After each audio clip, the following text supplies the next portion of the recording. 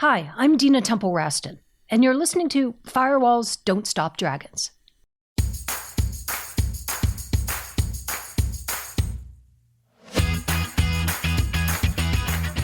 Hello, everybody. Welcome back to Firewalls Don't Stop Dragons. I'm your host, Kerry Parker. Today we have episode 376 for May 13th, 2024, and it's a really fascinating discussion with Dina Temple-Raston. You may know her from NPR or the Click Here podcast.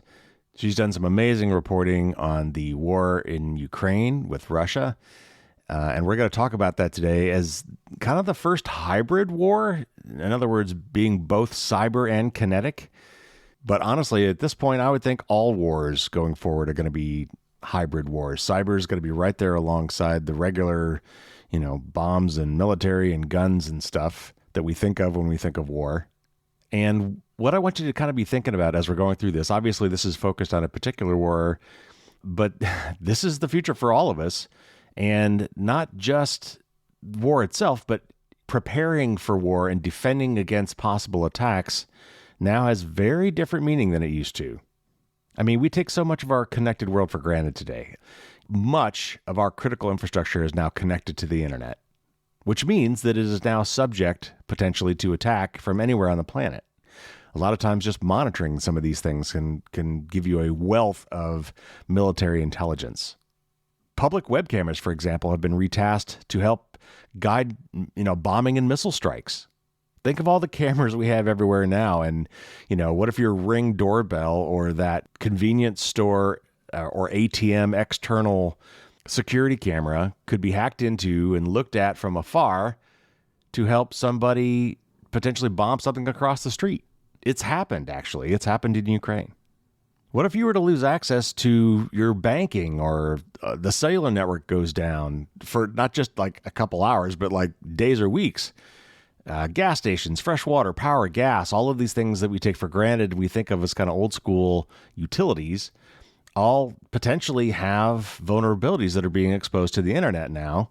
The control systems in particular, that could bring a country to its knees if they were all of a sudden taken out.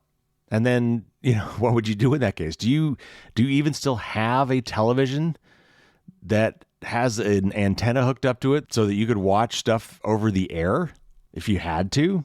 If cable went out, if your internet went out? Do you even still have a battery-powered FM or AM radio? The other thing we're going to talk about today that I think is also pretty fascinating is the use of drones, which are kind of ubiquitous now, and they have been used in warfare for a long time, but I'm not even talking about military drones. I'm talking about over-the-counter consumer drones and how they could be modified for military purposes. And that has been used to significant effect in the Ukraine-Russia war. And because of all of this, militaries are seeking out people with a whole different skill set now. People who know computers or electronics, certainly people who know how to program in cybersecurity, of course, but honestly, even people with video game skills, people who could maybe control these drones from a distance very accurately and adeptly. So anyway, what I want you to do is kind of keep some of those thoughts in the back of your head as we talk about a very specific instance of a hybrid war going on right now in Eastern Europe. So real quick, we threw out a couple terms here that I think we've talked about before, but just in case, we talked about DDoS in this, which is DDoS, which stands for Distributed Denial of Service Attack. That is when you take a bunch of usually compromised IoT devices and focus their attention on a single website or a single networked device to try to flood it with activity to bring it down or keep it so busy that it's essentially unavailable. We also throw out the term script kiddie, and that's Kiddie, not Kitty. Script kiddie, the idea there being a very kind of immature, low-level hackers that essentially troll the web for work that other real hackers have done and just reuse some of the stuff that they've done to do their hacking, which is a thing. It definitely happens. There's a lot of the hacking out there is done by some very smart hackers, and then that stuff is taken over by people who don't know what the heck this stuff does, but know enough how to run a script to make those things happen. So anyway, that's enough to be talking. Let's get to our wonderful interview with Dina Temple-Raston.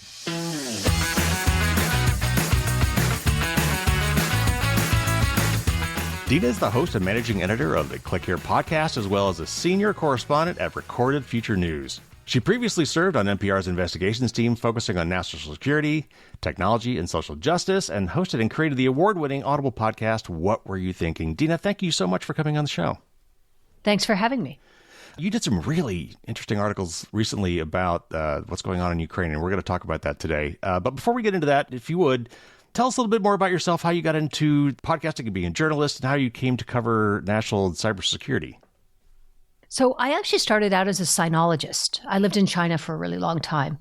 And I was one of the first reporters that Bloomberg hired. Remember them? And I opened their offices in Hong Kong, Shanghai, and Beijing, or at least helped open them. And then eventually I made my way over to NPR. And I was their counterterrorism correspondent, and then eventually moved over, as you say, to investigations. But people have always wondered why I made that transition. And the truth is that a lot of terrorist groups I was following were starting to use the internet to recruit and radicalize people. In particular, a group called Al-Shabaab had these hip-hop videos that lured people to Somalia. ISIS tore a page out of their playbook and started doing these GoPro battle and snuff films.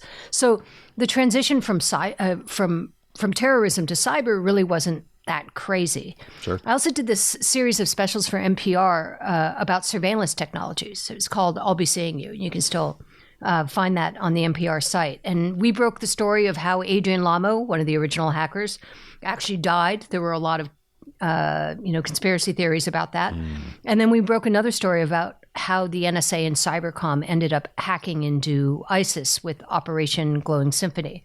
So when I started Click Here a couple of years ago, it felt like I was doing a lot of what I was already doing. Sure, yeah.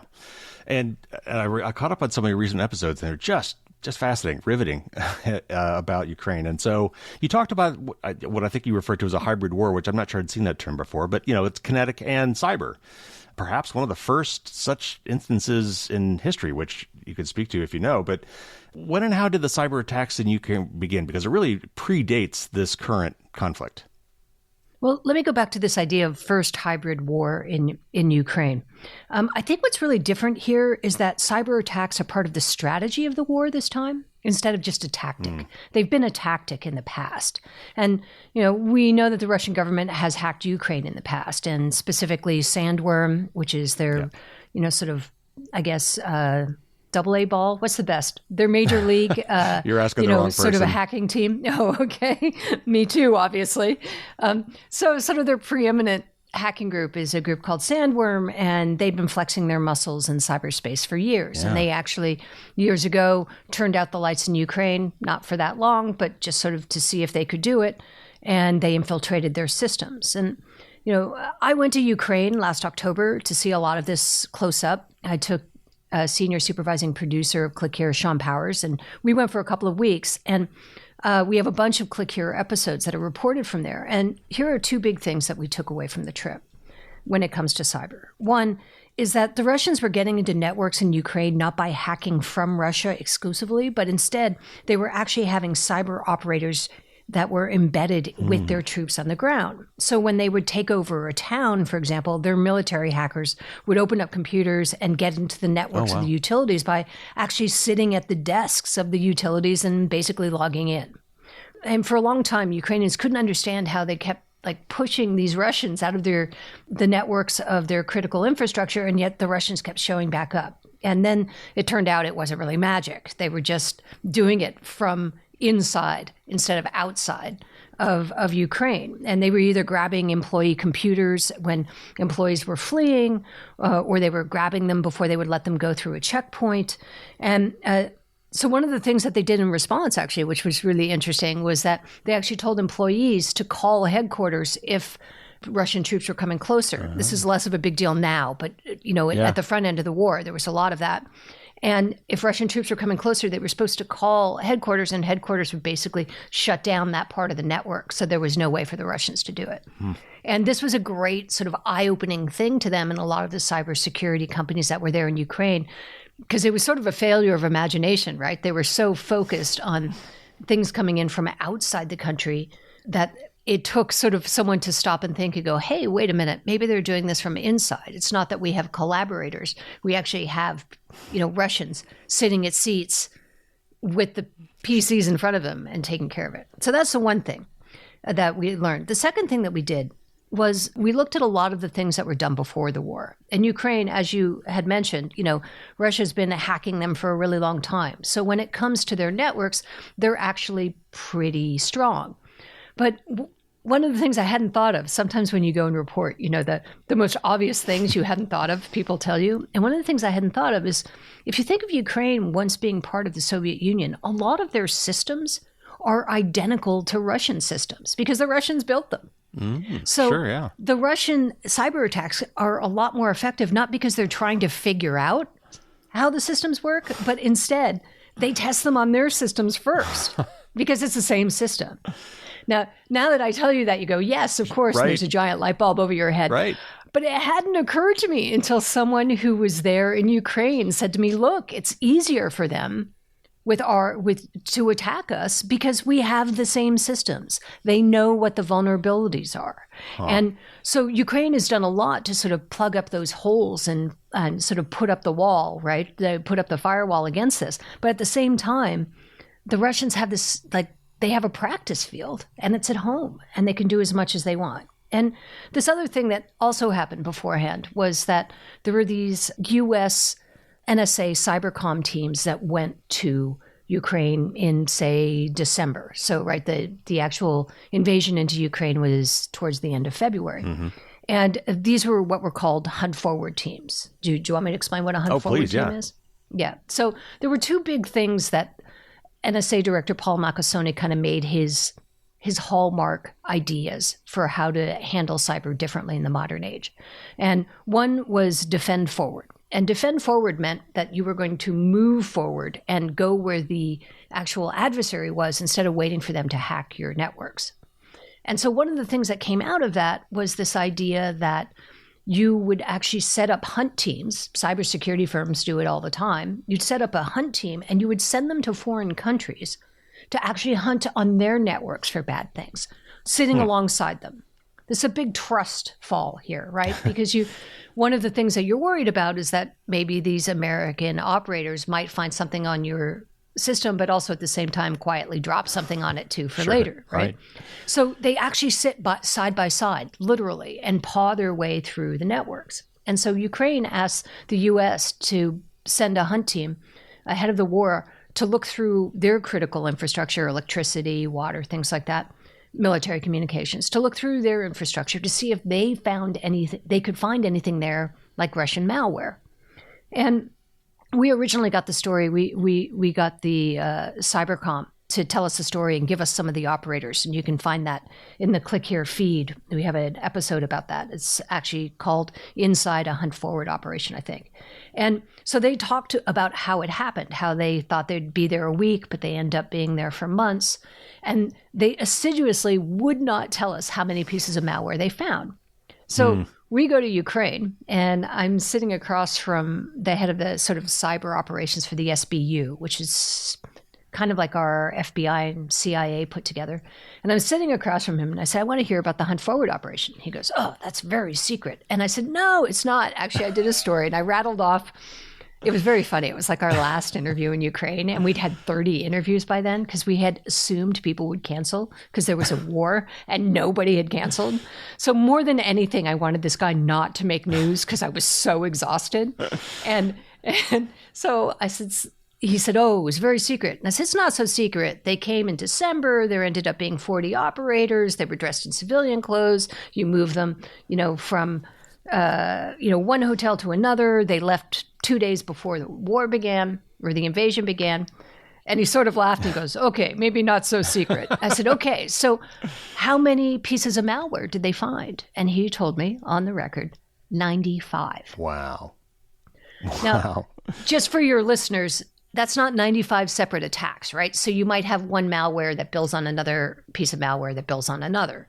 Still, 95 is a lot. Wow. And that's only what they found. Right. That's only what they found. So one of the other things we discovered about this, once we got home and talked to people at Cybercom, is that these hunt forward teams they're like 10 teams that are actually, I think I have this number right, that are deployed every month somewhere in the world. So they're in Europe helping them.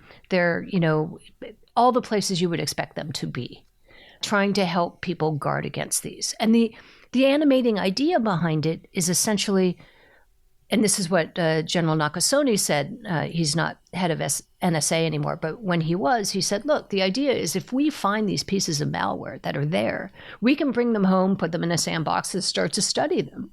And it means that it's helping the ally, but it's also helping the U.S. because they can build the kind of defense systems that they need for these things coming in.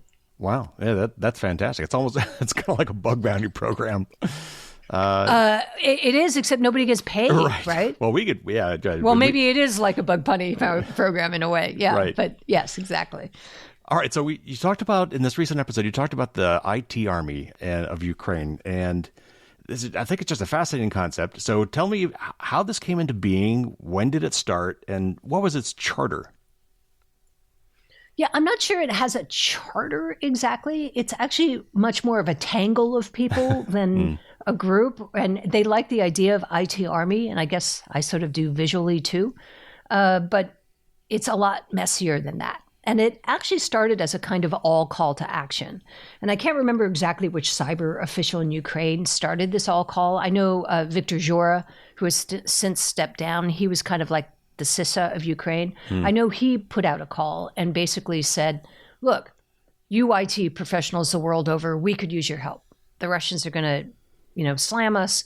Come and help us. And so IT professionals all over the world actually did that. They'd be working on IT issues for some company during the day and then kind of come home and over dinner in front of their computer would become cyber mercenaries for Ukraine by night, which is why it was a little bit disorganized. But basically what they were asked to do is defend Ukrainian networks, hack into Russian ones, which was a bit of a pipe dream probably, and punch back in these very surprising ways. But if you step back for a second and think about what that means, these are IT professionals who are spending all day trying to keep people out of the networks that they have been asked to secure, right? Mm-hmm. Whether they're cybersecurity people, whether they're the IT guy at some big conglomerate somewhere, et cetera, right? And we actually talk to a lot of these guys and have them on tape.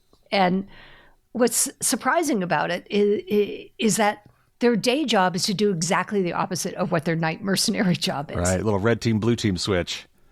Right, but so different hats, right? One person, two hats. And so we talked to this one guy whose name was Admin. And we first spoke to him at the beginning of the war. And he was one of 8 administrators for the IT army. And he was Ukrainian. And if I recall correctly, he was still in Ukraine at the time. And he was very adamant to say, look, the controlling group here, even though it's an informal group, are all Ukrainians because this is our war and we want to step up. But he basically was organizing volunteers to fight Russia in cyberspace. And, these aren't super skillful hackers. The sort of romantic idea of it would be, they'd hack into a weapons company. Actually, they did hack into a weapons company and grab some plans. I don't know how really useful they were, but maybe would hack into a power plant maybe and shut something down. This is sort of our fantasy of what a IT army would be. Right. That's not these guys. These are not like state hackers. These are people who were really good at being irritating, which hackers can really be good at. And basically what they would do is they would post targets on the IT Army's Telegram channel, and their digital militias would get to work. But because it was so diffuse, at least in the beginning for sure, because there was no real control, part of the problem was that somebody who was a pretty good hacker maybe was hacking into the Russian railway system. Someone actually told us the story, and he was about to get in when these lower level, they weren't quite script kiddies, but sort of just a level above script kiddie, these lower level guys suddenly come in and take it down with a DDoS attack, So arg, I was almost in. And, so this was a big problem with the IT army initially. And then they sort of developed more where there was a core group of about 25 people, and there were different levels in the Telegram channels of privacy. So if you had a kind of a high level attack that you were planning, this was among a very small group of people, and then it sort of branched out as you went down because they were aware that clearly Russian hackers were going to try and infiltrate this, so they were pretty careful. But at one point, the channel had this Telegram channel had 180,000 subscribers. Wow. So You wonder how many people were actually doing it? Right. I don't know. What if people only do it on a Friday night, right? But they're still, because they have time and they're exhausted from their work during the week. But, they've hobbled ministries, they've hobbled Russian banks and, payment systems, even media outlets like TASS. And what we understand is what ended up happening is that a lot of the Russian hackers who might have been doing more offensive cyber were not doing that because they were too busy fending off all these attacks. So it kept them busy. And so it's hard to say, hey, they did this spectacular attack, but it's kind of like the mosquito, right? It's small, but you keep swatting at it and you keep hearing it buzz in your ear and you keep swatting and you can't sleep because he's still there. It was sort of like that. Right, like harrying attacks. Yeah, that has a place, right? That in strategy. Yeah. Do we have any precedent for this? Do we know if this is basically the first time that this sort of a massive effort has been undertaken in regards to a conflict? Has it spawned any others? Have we seen this, for example, in the Middle East currently? Yeah. It's, I guess I would say that I don't think it's utterly new, right? Because we've had hacktivists for a while. So maybe the fact that it's so loud and there was actually a call for it is what makes it different. But there are groups like Cyber Avengers. Do you know this group? It's an Iranian group. Okay. And Cyber Avengers, as soon as the war started in Gaza, Cyber Avengers started hacking everything they could that had any sort of nexus with Israel. So one of the things that they did is they looked around for these like factory controllers, right? These controllers that are connected to the internet. Yep. And they did a scan to try and find anybody who had left the factory default password on there. So you really should change it. And, I think it was something incredibly complicated, like 1111. Yes. And they found enough of these that had not been properly set up. And then they just took them down. And one of them was a brewery, I think, I'm trying to remember what state it was in, but it was like a U.S. brewery that used it. There were a couple of water treatment facilities that used it. And so at first, everybody was quite worried that this was, some big deal attack. And in fact, it was just the Cyber Avengers sort of picking really easy, low-hanging fruit targets and hacking into them. And we spoke to an Israeli cybersecurity guy about this. And I said, it feels a little like the IT army. And what he said is, look, what Ukraine has done for a lot of the people who are in the cybersphere is it's where there might have been a failure of imagination. Now there's a much greater imagination because they're not just defacing websites, right? Which is what we think of political hacktivists doing. Instead, they're sort of saying, how can I up the level a little bit? And you're also getting a lot of hackers who are just a lot more skilled than they used to be. So defacing a website is not that hard, but doing some of these other things is. Well, didn't I hear that the one of the things that were they part of the group that was identifying dead soldiers and contacting relatives back home in Russia? You mean the IT army? Yes. So, yeah, there was sort of this weird thing that happened. So we did an episode on this too. So the company Clearview AI, which is a little bit of a controversial company. A little bit. It's scraped a lot of... I decided to be diplomatic. A little bit controversial. Anyway, Clearview AI gave a I don't know how many, but gave a bunch of seats to Clearview to law enforcement in Ukraine. And the idea was, and we spoke to the police chief there, Leonid Timchenko. Now he's actually part of the government. And we had spoken to him about how they were using it. And the idea mostly was to try to identify Ukrainians, right? And use Clearview AI to put a name to a face so they could tell the families. Somewhere along the line, members of the IT army got their hands on credentials that allowed them to use Clearview AI in this sort of free subscription like the police has. We don't think the police gave it to them. We don't know. We couldn't get out of Clearview AI exactly how many seats they'd given them. So we don't know if it was like 5 and it'd be really easy to figure out who it was, or if it was 100. So it'd be hard to figure out who it was. What they started doing is using pictures of Russian soldiers and then finding out who it was, because one of the things on Clearview was sort of the Russian equivalent of Facebook. They would match the pictures and then they would find information about the family and then email the picture to the family and say, I know Russia says your son is fine. Here he is. Now, two big things came out of that. One was Clearview AI didn't know that its algorithm was good enough to actually be able to identify faces that are quite disfigured. They assumed they needed, a real sort of the whole face. Oof. So for Clearview AI, it was a surprise that the algorithm was good enough to do this. And then the second thing was it gave us sort of a Tokyo Rose, kind of vibe, right? That it was an amazing propaganda thing to sort of reach in and do that. And the IT Army also did some really interesting things with cell phones, right? They hacked into, I think, a cell phone company and reaped all these Russian cell phones and then started sending them texts. And in these texts, it would say what was really going on in the war. Wow. And then when they figured out that they were doing this and were able to shut them off, then they had this is one of my favorites, actually. They had this great thing, which is, how Yelp reviews restaurants? Sure. They would put real news about the war embedded in reviews of restaurants. So somebody would be reading, great borscht and, love the stew. And then they'd say, okay, last week in this particular city, this was going on, and this is how many people were killed, and this is how the Ukrainians overran the Russian troops, et cetera, et cetera. So when I talk about failure of imagination or the opposite of that, you've got to tip your hat to that. That's just genius to get around So there's a lot of stuff like that you kind of, another one that the IT Army did, now that I'm thinking about is, so Russia has sort of this economic summit that's a little bit like Davos, right? Mm-hmm. And Putin was going to speak. Well, they did a DDoS attack against that particular conference. And so it put off Vladimir Putin's speech for like an hour or two, right? So it doesn't change the course of the war, but it does kind of say, hey, we're here. And that's what a lot of the IT Army was doing. All right. So how has Russia responded to this? Have they had any overt acts? I don't know. It's hard to attack a hacker collective almost by definition, but what is Russia's response to this? Or has the IT Army had any major missteps? Have they learned along the way of things maybe they shouldn't have done?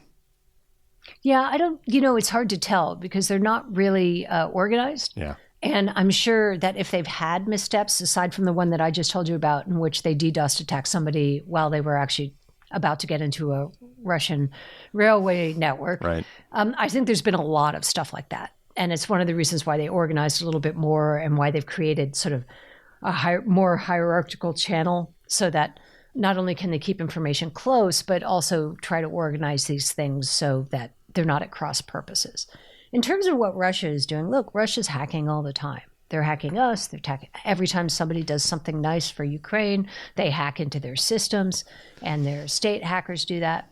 I don't know how you really, from the Russian point of view, the IT Army is, a cancer that's metastasized. How do you get it, right? It's everywhere.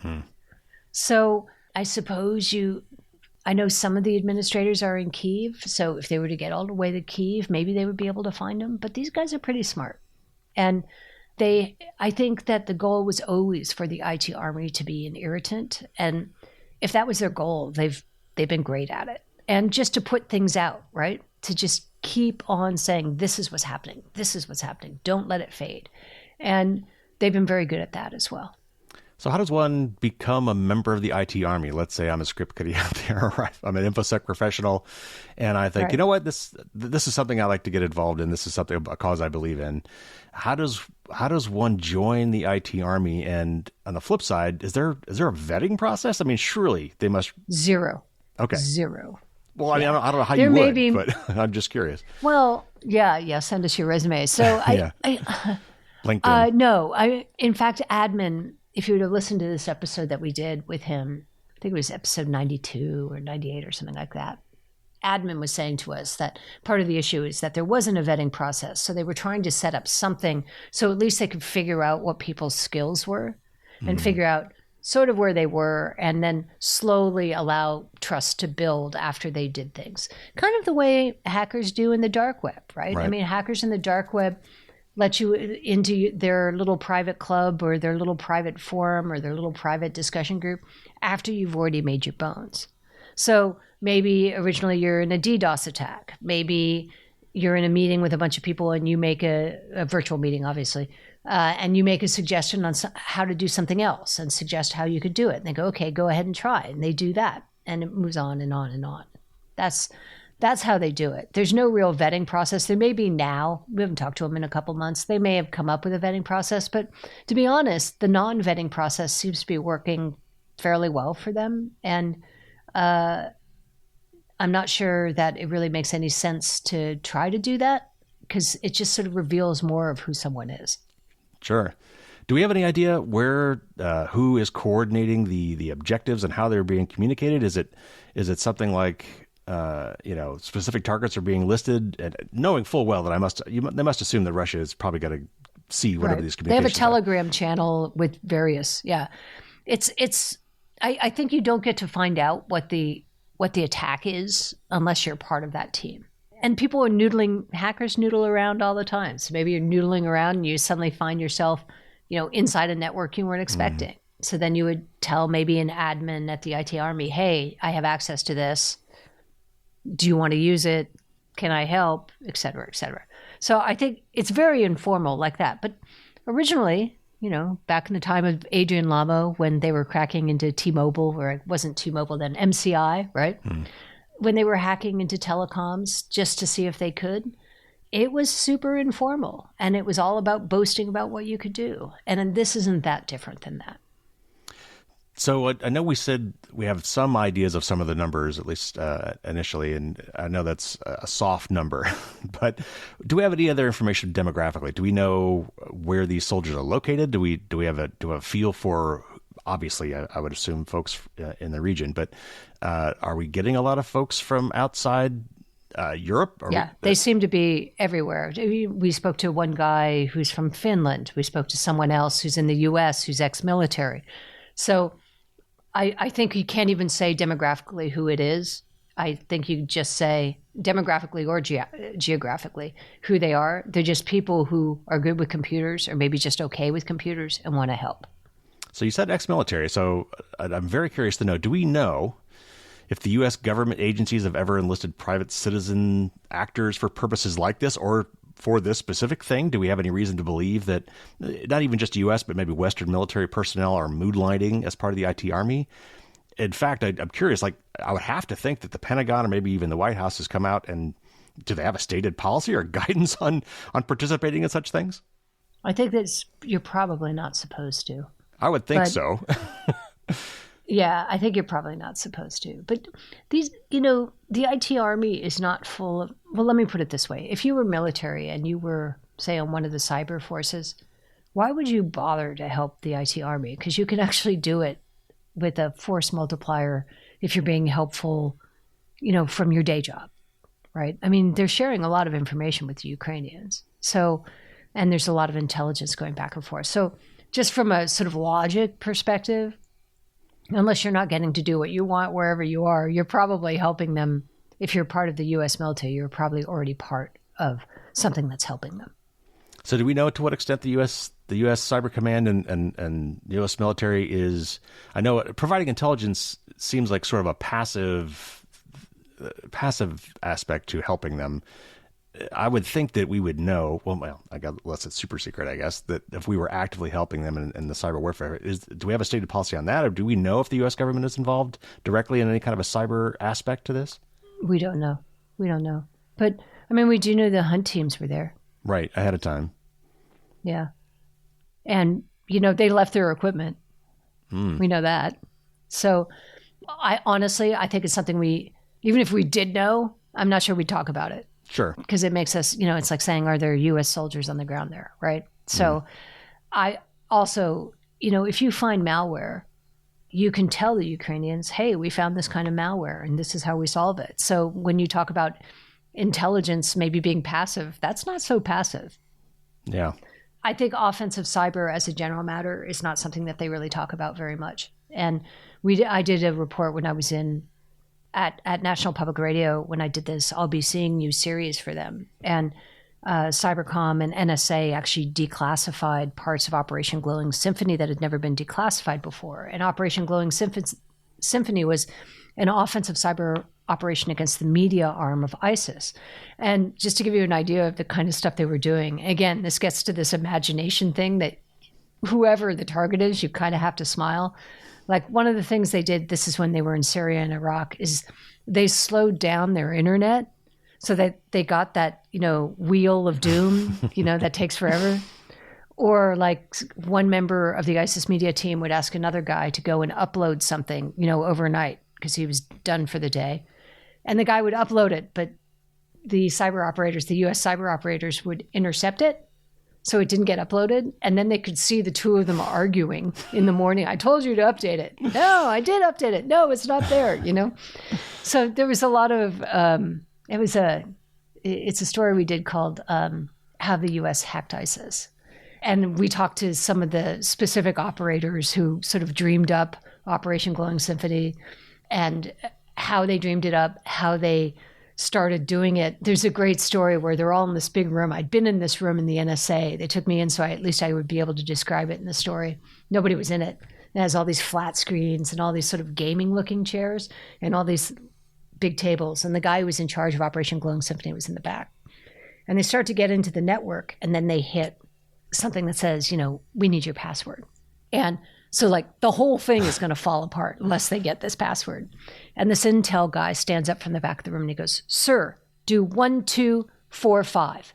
He said, "What?" He goes, 1245. I know this guy. He puts it in for everything. So they go, 1245. Boom, they're in. Wow. Yeah. Some things don't change in cybersecurity. Yeah, exactly. What should we be learning from what is happening in Ukraine right now? Let's take this in two parts. Let's look at the as citizens and consumers separately, but let's start with the government. What is the U.S. government learning from what we're seeing here? I know that this is kind of, I hate to say silver lining or anything, but we do get the opportunity here to see how our adversaries operate, both on the cyber field and on the war field, and how they respond to, I know we're providing weapons, for example, and we get to see how our weapon systems work against them. I would assume the same thing is kind of working in the cyber area as well. What are we passively learning from what we see going on between them? And have we taken what we've already learned in the last couple of years and applied that locally to improve our own defenses? Do we know anything along those lines? I can do the first part of that, which is people at DOD, who are sources of mine that I've talked to, or in the cyber realm, said that what Ukraine really did is a lot of things were theoretical, right? And and what this person told me was, it's really different sort of thinking through how something might be in a war as opposed to actually being in a war and doing it. Yeah. And this person said that there were lots of disconnects that she wasn't expecting between what they thought would happen and what actually happened. So there are all kinds of lessons there. This person wasn't particularly specific, but you can imagine, right? I think the other thing is that there was a general sense that the Russians were 10 feet tall. And it turns out, not that there's anything wrong with this height, because that's my height, they're 5'4", right? Yeah. They're fierce and fiery, but they're not 10 feet tall. And so I think that brought a lot of realization. And then there's this other thing that people don't talk about, which is the brain drain in Russia.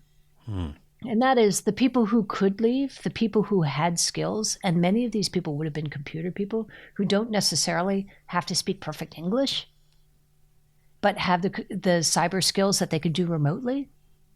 These people left by the tens of thousands. They left. So the Russian bench is pretty thin because the people who were really good at this, most of them left. Left when? Left why? There was a war they were against, so they left Russia. Really? Okay. Russia's getting more. Oh, yeah. This has been written about a lot. This is not a revelation coming from me. It's been written about a lot, the brain drain in Russia. So the people who could leave did leave.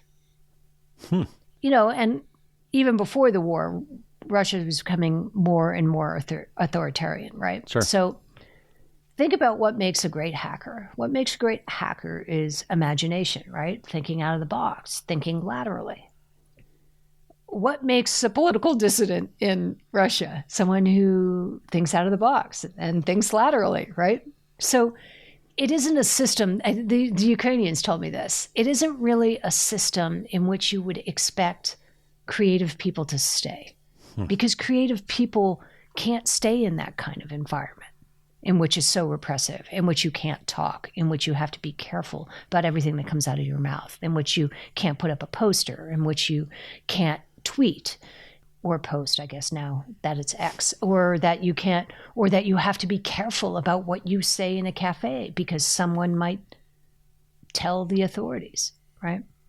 So when you think about it just in terms of human sense, I think that was another one of the really big lessons that came about, was that a lot of their hackers left. And the Ukrainians said, and we couldn't really confirm this, but the Ukrainians said one of the things that the Russians are starting to do is, because they realize that they have a thin hacker bench, is they're starting to do with hackers what they did with young athletes during the Soviet times, which is they're finding people who are good at math, maybe mechanically inclined, maybe catch on to things really quickly, and they're streaming them into courses that would have them build robots or start to do cyber coding and that sort of thing. So they're kind of creating little cyber athletes so that they have a generation of people who are very good at this. Now, the Israelis have already done this, right? So they have I did a story for NPR about this. They have a program called Magshimim, which is almost like a AP cyber program here in the United States. So you find people who are good at this, you stream them into particular sort of classes. And one of the things they really teach them is that, you know, if you have these cyber skills, you're special, and therefore you should be using them for the good of Israel. You shouldn't be using them to, say, hack into other places. And a lot of the people who end up streaming into the Magshimim program end up in Unit 8200, which is basically their NSA. And since there's required military service, instead of having to carry a gun in Gaza, although they might well be carrying a gun in Gaza right now, but as a general matter, instead of having to carry a gun and be on the front lines, they think that your contribution to the country is what you know about the cyber realm. So you do your military service in Unit 8200. All the big Israeli cyber companies that you hear about now are people who did their service in 8200 and then went on to build their own businesses. Interesting. Well, Dina, I know you've got to go, but I've got one more quick question for you, maybe two. The flip side of the question I just asked is, what about us as citizens or even as consumers? Should we be realizing that cybersecurity is more important? One of the stories that I talked about recently on the show is how Russian hackers had actually taken over public webcams to help them guide artillery and missiles within Ukraine. Because again, someone probably put 1234 as a password on their public webcam. So as consumers and citizens, is there anything we should be taking away from what we're seeing there and maybe helping protect ourselves and protect others? Well, there was an example of this just recently. There's a Chinese hacking group called Volt Typhoon, and it's a state hacking group. And they basically dropped a lot of malware in various critical infrastructure in the United States. And one of the ways that they got in was using routers. So the router that you never think about, it's interesting because there are two different ways to get routers, right? You can get them from your telecom company in the bundle with your cable and your telephone. I still have a landline, dates me. And I have a mobile too. But basically you can get them as a package, right? So you typically don't think very much about routers. But, you know, at your small business somewhere, you want to have Wi-Fi for you and your small group of employees. So you have a router, right? And that router you bought, I don't know, 15 years ago. And you didn't think about it. It's in the corner somewhere. It's got little dust balls around it. You know, the antennas are bent, but it works. So you don't really think about it. But this is exactly the way that adversaries can get into a network, right? So they just monkey bar over from one router to something else that's connected. And before you know it, they're inside. So it really has to do with sort of common sense, right? In the same way that I know there are some places that don't lock their doors, but as a general matter, you close the door and you lock it. Yeah. And in the same way, you should see your whole cyber hygiene and the way you work with cyber in the same way. You know, if a message comes that seems a little weird, don't click on it. And it sounds crazy, but you know, I'm much more, we've been now doing Click Here for a while, and we probably have some hacker adversaries that don't love us. So we are super focused on everything that comes in. We have all kinds of firewalls in. We have things that make it sticky. And within the Recorded Future News company, if we get something, we have a Slack channel where we said, we got this. Is this really from you? Mm-hmm. So it comes with being just a little bit more aware that this is a new attack surface and that you can't politely not think about it. You actually have to think about it in the same way you do when you lock your car or when you lock your house. You need to lock down these things that are facing to the internet because all they have to do is scan, right? I mean, they don't even have to pick you. Right. There are actually programs you can buy for $25 that will literally $25 on the dark web that will scan and look for things. That's how the cyber avengers got into these water treatment plants. So that's what I would say Click Here is not for techie people. It's actually for regular people, and techies listen to us too. And I would say the big lesson we've taken away from all of this is that there's a lot of low-hanging fruit, and we could take care of a lot of these attacks that we're seeing in city halls or schools or everything else by just doing those simple things. I agree. I've been saying the same thing for a long time myself. Well, Dina, this was amazing. Real quick before you go, what's coming up for you? What's on the horizon? Anything fun and interesting?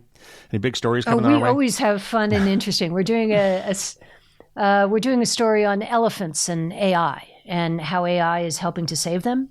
We're looking at the North Korean hacking group Scarcraft and how they're picking some interesting targets these days and how they're getting in and how they're getting really, really good at creating phishing emails that look like it's one researcher talking to another researcher. And in fact, the researchers don't exist. And they're saying, oh, I'm working on this particular project. Can you help me with this? And before you know it, you've clicked on their paper and downloaded their malware. They're mostly focused on South Koreans, I think, but it's still they've gotten very, very sophisticated. And when you think about North Korea, you don't think about sophisticated hackers, but they're in the big four. They're one of the most sophisticated groups that we see these days. Well, it's a fantastic podcast. Thank you so much for coming and talking to us. I've learned so much today. Thank you so much, Dina. I'm glad. Thanks for having me.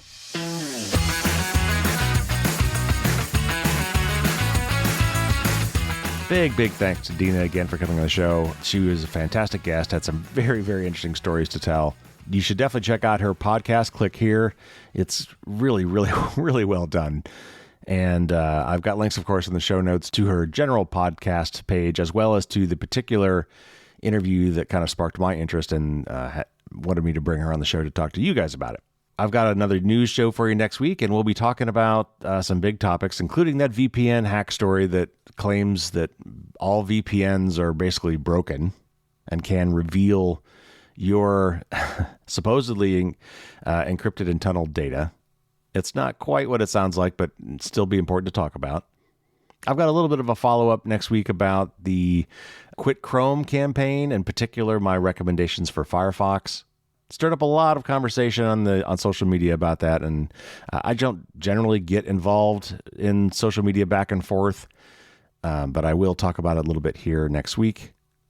And then we've got some great interviews coming down the pike. We've got the Naomi Brockwell interview. That'll be next. I just booked a couple interviews with 2 different authors. You'll be hearing that coming up probably in June. And I just interviewed somebody from Google's privacy department. Yes, they have one.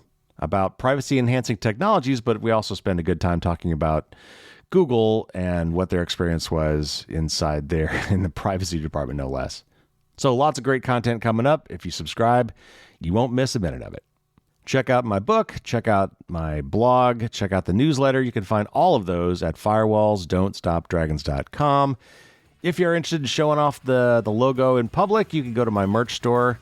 And that will do it for this week. Thank you for tuning in, everybody. Stay safe out there. And until next week, as always, don't get caught with your drawbridge down.